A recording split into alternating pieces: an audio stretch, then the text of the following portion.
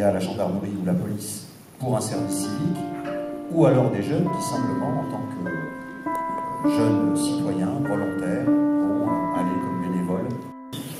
De manière très concrète.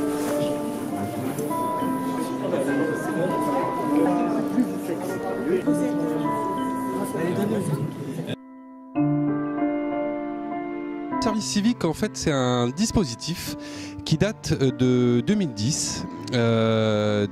Voilà, ça fait la 8e année. C'est un dispositif qui s'adresse aux 16-25 ans et jusqu'à 30 ans pour les personnes en situation de handicap et qui permet donc aux jeunes d'avoir une expérience d'engagement citoyen. Un engagement citoyen dans différents domaines, dans la solidarité, dans l'environnement, le sport, la santé, la mémoire, l'éducation pour tous. Voilà, il y a 9 thématiques comme ça. Et en fait, ça consiste à faire une mission qui dure entre 6 et 12 mois, à raison de 24 heures par semaine minimum, jusqu'à 30 heures, pour aller en complément et pour aller donner de son temps et de son énergie sur des projets donc, qui sont liés, comme je le disais, à la santé, au sport, à la solidarité et de manière générale à la citoyenneté. Alors pour entrer dans ce dispositif, les jeunes vont prendre connaissance donc, des missions qui sont proposées par différentes structures. Ça peut être des associations, des collectivités territoriales, donc comme des mairies par exemple, ou des établissements publics. Ils vont aller sur le site internet de l'agence du service civique. Ça s'appelle service-civique.gouv.fr. Et en fait, ils vont pouvoir rechercher une mission qui leur convient en fonction du lieu, en fonction de la thématique et en fonction du contenu de la mission elle-même. On se rendre sur ce site, chaque jeune va pouvoir candidater en envoyant une lettre de motivation, éventuellement un CV, mais le CV est moins important que la lettre de motivation. Donc ils vont envoyer un CV à la structure et la structure va les recontacter, éventuellement les recevoir pour un entretien et puis on va voir effectivement quelles sont leurs motivations, quel est leur intérêt pour la mission qui est proposée. Et ensuite, ils vont signer un contrat qui n'est pas un contrat de travail, ça s'appelle un contrat d'engagement. Et ils vont donc s'engager pour une certaine durée et pour mener certaines actions. Contrepartie donc des actions qu'ils vont mettre en place en complément de l'équipe qui les accueille, ils vont recevoir une indemnité. Cette indemnité, elle est de 472 € qui leur est directement versée sur leur compte. À cela s'ajoute une prestation complémentaire qui est versée par l'organisme d'accueil de 107 €. Et ils peuvent, s'ils sont RSA ou s'ils sont boursiers de l'enseignement supérieur, toucher en plus une bourse de 108 € à peu près. Ce qui fait que au minimum, ils vont toucher chaque mois 588 € en accueillant un jeune en service civique, un volontaire en service civique. La structure va s'engager d'une part à l'accompagner, c'est-à-dire qu'il y aura un tuteur ou une tutrice qui va l'accompagner sur sa mission et qui va l'accompagner également sur son projet d'avenir, c'est-à-dire ce qu'il souhaite faire dans la vie professionnelle ou est-ce qu'il a un souhait de formation. Et elle va utiliser, l'association ou la structure qui accueille le jeune va utiliser son réseau pour l'aider justement à réaliser ce projet. Donc il y a un double accompagnement sur la mission en elle-même et sur le projet d'avenir.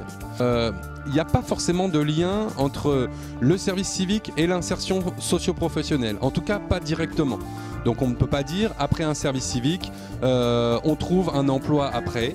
Ça peut aider effectivement, mais du coup on n'a pas de, voilà, il n'y a pas de, c'est pas un dispositif d'insertion socio-professionnelle le service civique.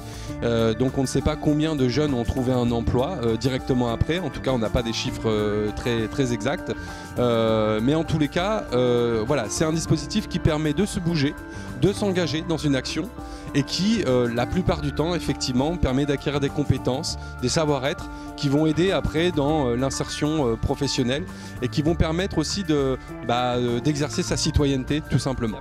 Il n'y a pas de limite de place. Il y a un principe qui est le principe d'accessibilité au service civique, c'est-à-dire que tout jeune de 16 à 25 ans et 30 ans en situation de handicap peut postuler pour une mission de service civique. Il n'y a pas de condition de diplôme, pas de condition de qualification, qu'on ait bac-5, bac+5, on peut accéder à ce dispositif au service civique. Et on peut même faire son service civique à l'étranger, donc ce qui rajoute finalement, ce qui peut rajouter des compétences, parce que aller passer 8 mois à l'étranger sur une mission de service civique, et voilà, ça permet d'ouvrir aussi sur le monde, et c'est aussi l'un des objectifs du service civique. Moi je suis en service civique à l'association Agir depuis le mois d'avril, donc ça fait maintenant 9 mois.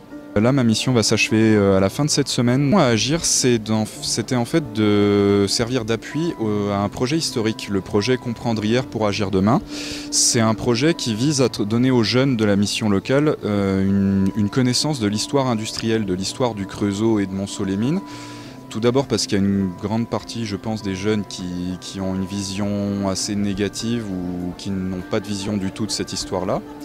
Et ensuite, il y a un lien avec l'emploi, simplement parce que les carrières industrielles, aujourd'hui, c'est des carrières qui recrutent beaucoup, qui ne sont pas forcément très bien connues, très bien valorisées et qui ont beaucoup de potentiel, mais que les jeunes ne veulent pas forcément faire, simplement parce que c'est des carrières qui sont un peu dépréciées aujourd'hui. On n'a pas forcément une bonne image de ces carrières-là, et du coup, mon travail, ça consistait à organiser une exposition historique avec des photographies, des films, des objets pour donner aux jeunes cette connaissance-là. Formation, mon parcours en fait, ça a été un peu chaotique. J'ai fait d'abord une prépa littéraire pour me donner une culture générale, pour développer un peu mes connaissances.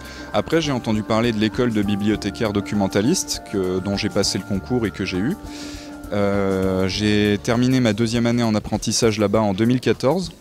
Et après, j'ai connu une assez longue période de chômage qui m'a petit à petit amené à m'intéresser au service civique parce que j'avais des difficultés à trouver dans ma branche. J'avais commencé à, pour ainsi dire, un peu perdre confiance en moi. Et du coup, le service civique, en fait, c'était pour moi un moyen de revenir vers le marché de l'emploi tout en douceur, en fait, de pouvoir revenir à l'emploi sous une forme un petit peu plus décontractée qu'un contrat traditionnel. Service civique, beaucoup de choses, je vais faire un peu dans le désordre. Le service civique, ça m'a d'abord apporté une certaine confiance en moi parce que c'est quelque chose qui me faisait défaut bien avant, et le service civique, ça m'a permis de me rendre compte déjà que le monde du travail, c'était pas forcément quelque chose d'aussi négatif que ce que j'imaginais à la base. J'ai connu des mauvaises expériences au cours de mes stages et de mon apprentissage, et je m'étais un peu fermé à ce niveau-là, donc le service civique, ça m'a aidé déjà à me départir de ces mauvaises impressions. Mais pas seulement, ça m'a aussi apporté un certain nombre de compétences que je n'avais pas forcément avant, par exemple le fait de m'exprimer en public. A priori, il y aurait plus de demandes des jeunes pour faire une mission que de missions en face à proposer. Mais il faut ramener ça au contexte local. En Saône-et-Loire, ce n'est pas forcément le cas.